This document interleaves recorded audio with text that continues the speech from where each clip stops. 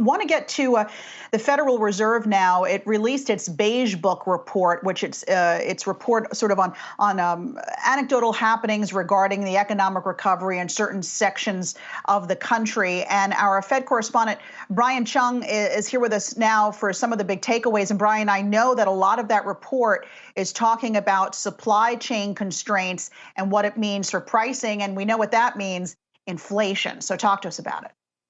Yeah, absolutely. So to back up, the Fed Beige Book is something that comes out every 6 weeks or so. It's kind of a report from the 12 different regions around the country reporting on what they're seeing on inflation, on labor market trends. And we just got a new print about 10 minutes ago. And for the period covering at least early April to late May, the Federal Reserve saying that broadly it did see some price pressures going up because of the supply chain issues, as you point out. So very interesting to see manufacturers apparently were squeezed in being able to find resources to make the goods that they normally make, in addition to construction. A lot of this due to issues along many different types of industries. So in the auto industry, for example, there were notices inside the Beige Book of microchip shortages, in addition to lumber, which was leading to a crunch on home prices. But broadly speaking, there was economic optimism in this particular report from the Federal Reserve.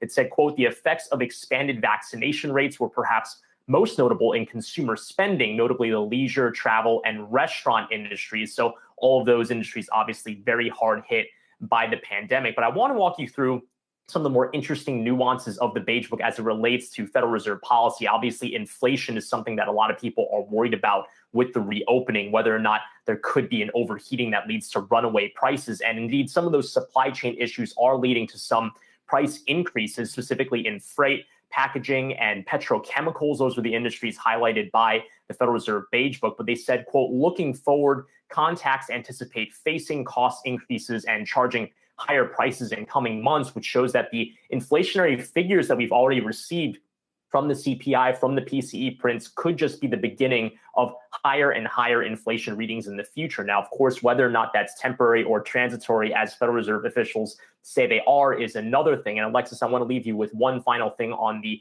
labor market. Very interesting anecdotes with regards to jobs. It was noted that many workers are out there right now, but it's the employers that are having difficulty in filling jobs right now. And an anecdote from the Federal Reserve Bank of Cleveland in the heartland of the country's, quote, contacts in several industries observed an increase in employee turnover, which they attributed to workers feeling more confident leaving their jobs for higher wages for more suitable positions. Obviously, there's anecdotes of workers being overworked and understaffed. And one other interesting point is that one staffing company contact in Cleveland said that he was turning away prospective clients that were offering starting wages of less than $13 per hour, quote, because he will not be able to find anyone at that wage, end quote, really underscoring the very unique dynamics at play in this labor market as people remain hesitant to go back in.